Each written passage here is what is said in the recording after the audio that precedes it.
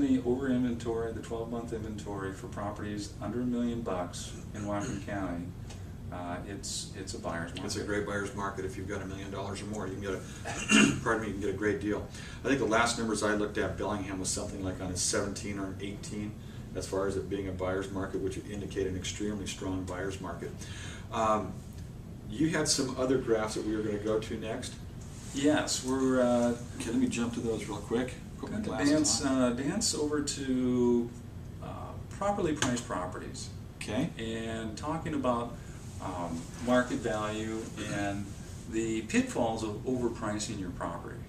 And this graph here illustrates where people are on their original asking price versus where the market value is and selling under market relative to the months on the market.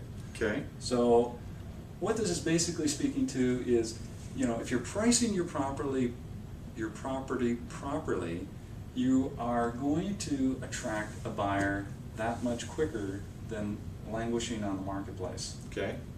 And what happens if it languishes on the marketplace? Well, there's a pretty precipitous drop-off in market activity as properties are sitting. The next graph would be a great graph to illustrate Let me grab that right now. And so while I'm doing that, kind of my thought would be kind of the jelly bean scenario, where if you've got a jar of jelly beans sitting on your desk, all the right priced or the best jelly beans get eaten first. That's a great analogy. And the bad ones kind of float to the bottom, and as the new ones come onto the market, they get taken onto the top and get picked off. That's right. Okay. I don't know if I've got enough on the screen there for you to speak to, but is that the screen that you wanted? Yeah, I think so. Okay. That's great. This graph is, you can kind of see part of it. Maybe if we minimize it a little bit, we may be able to get a little bit more of it. No, it's not going to work there. I'll just move it up and down for you. Yeah. So, you know, it's a balance. As you know, Wes, a balance of striking that medium between what the seller feels comfortable with and where the market is. But this graph is talking to the what represents value, and we spoke to, you know, that fact earlier. People are value driven, so you know they're going to look at all the inventory and decide what is the best value out there. Okay. Establishing what market value is the same way as any other commodity. What's a buyer willing to pay for in today's market? And one of the unique attributes of real estate is the principle of substitution. If there's an equal competing property listed for $225, for example, and there's another property around the corner for $215, equally as competitive as far as square footage and condition and such, which property is the buyer going to buy? And right now, to kind of fold a different concept into that, right now we're not looking at just typical sales. That property around the corner could be a homeowner that's lived there for 15 years and has a lot of equity and is able to drop their price. Or it could be a short sale. It could be on its way to foreclosure, or it could be a real estate owned property, and those all have some very unique attributes in themselves. You bet. You bet. So basically, if I go out and start looking as a buyer, I see a house over here that's for sale for $225,000, and if it's not competitively priced, applying your law of substitution, I might look elsewhere to see if I can get the same product for less money. That's absolutely correct. So again, going back to, you have to be competitive, and you have to be the tastiest jelly bean and get picked first, or the prettiest girl on the dance floor. That's Don't right. get mad at me. I think it's just a great analogy. So should I jump to 49 here? Yeah, I think page 49 is kind of a great way to sum things up here. Okay. And it's talking about pricing again. In this competitive market we're in with the oversupply in the marketplace, where's your asking price? Where are the prospective buyers? Where is that middle ground? Okay. This pyramid most eloquently establishes that, you know, where people are pricing their things and where things are selling.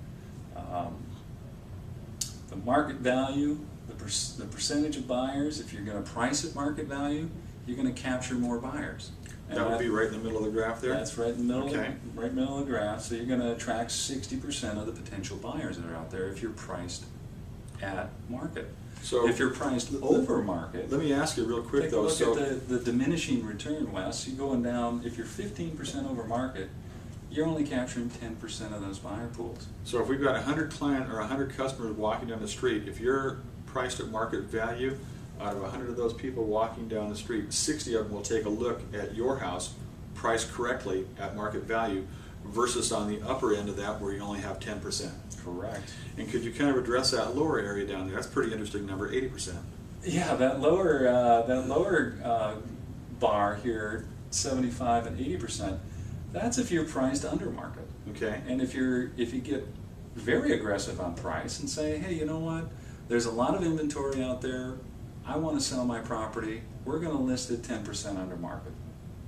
Is that uncommon? That's not all that uncommon. There's a number of motivating factors out there for sellers. Sometimes it's an estate. Sometimes it's a divorce situation where people need to liquidate the properties and they just need to move it. So I just want to get rid of my property. So instead of me being at the top end of that scale and limiting the number or the opportunities I might have to sell my property, I come down to the market value. I'm looking at 60 of the 100 people walking past. Correct. However, if I'm the best deal or the steal on the market or the best deal of the day, I'm looking at really attracting 80 of those people walking down the street. That is absolutely correct. Wow.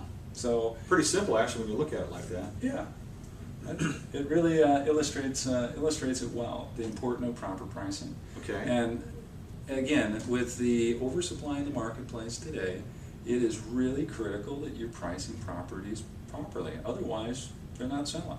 Say that 10 times real fast on video. But basically, I think what we've talked about is we do have a lot of inventory. We do. We don't have that many sales, but if you are priced properly, you're going to sell. I mean, that's really what it's all about. That's what it's come down to. That's our marketplace right now, Wes. We're trending towards value. People are looking, buyers are out there shopping for value. I mean, obviously, you can't sell your house for less than what the loan is on it. I mean, if you try and do that, then you move into a short sale process and you have to have the lender's approval. But there are a lot of different avenues and different ways to take a look at selling your house and what you need to do to get the job done. Absolutely. And I'd like to say it's not rocket science, but it is. There are things in there that you need to do to get the job done. Absolutely, and employing a real market professional that's an expert out there in marketing and is able to price things and really understands the market. Those are the individuals that really are going to do the best service for their clients. And you have to have buy-in. I think you have to do an educational process with your seller and let them know what is going on in the marketplace. And with their understanding, based upon what you have told them, and even the information, once they understand what's happening and they take a look at this pricing pyramid where they can attract 80 out of those 100 buyers or only 10 of those 100, what their opportunities are. Exactly. Okay. Well, I tell you what, let's go ahead and wrap this portion up. Okay. If anybody has any questions regarding anything we've talked about today, if you want to go ahead and add some input, feel free to give Olen or myself a call. We're with the Muljat Group. You can contact Olen or myself at 733-3030. I guess I better give them the prefix 360-733-3030. We'll be more than happy to answer any questions you may have. You bet.